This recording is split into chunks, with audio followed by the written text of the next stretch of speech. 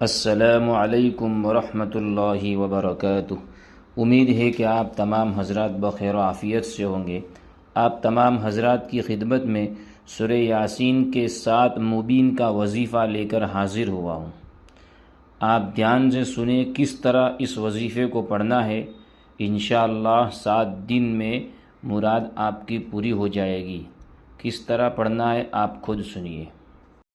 سورت یاسین مکی ہے، 83 آیت اور 5 رکوع ہے۔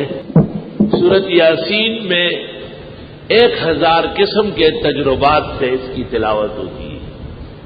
1000 قسم کے تجربات بزرگان دین کے۔ ہر تجربہ جو نص کے خلاف نہیں ہے معتبر ہے اور اس پر عقیدت مندوں کو فائدہ پہنچتا ہے۔ 2-3 باتیں یاد رکھیں۔ سورت یاسین جیسے ہمارا قلب اور دل ہے، اس طرح قرآن کی سورت ہے۔ ہر مسلمان کو یاد ہونا چاہیے، اس کے مفاہیم اور مطلب معلوم ہونا چاہیے۔ سورت یاسین 24 گھنٹے میں 1 مرتبہ ضرور پڑھیں۔ کبھی بھی 24 گھنٹے گزرے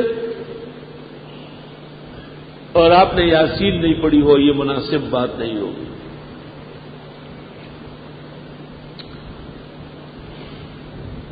مشکلات کے حل کے لیے رات کو پڑھنا مؤثر ہے اور مرادوں کے ملنے کے لیے فجر سے پہلے یا فجر کے بعد پڑھنا مؤثر ہے۔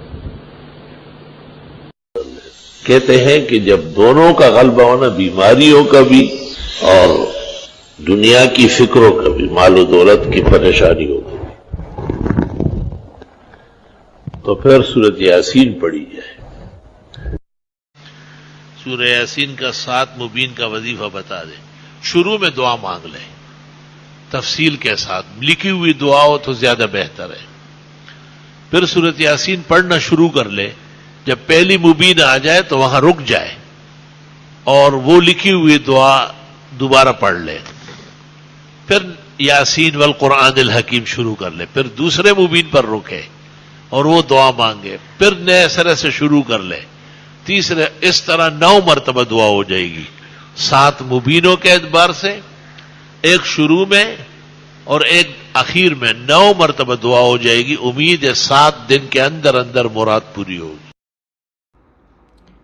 ایسے ہی مزید ویڈیو دیکھنے کے لیے آپ ہماری چینل نورانی باتیں کو سبسکرائب کریں تاکہ ویڈیو اپلوڈ ہوتے ہی سب سے پہلے نوٹیفیکیشن آپ کو مل جائے، اور اس ویڈیو میں اپنے دوستوں میں شیئر کرنا نہ بھولیں۔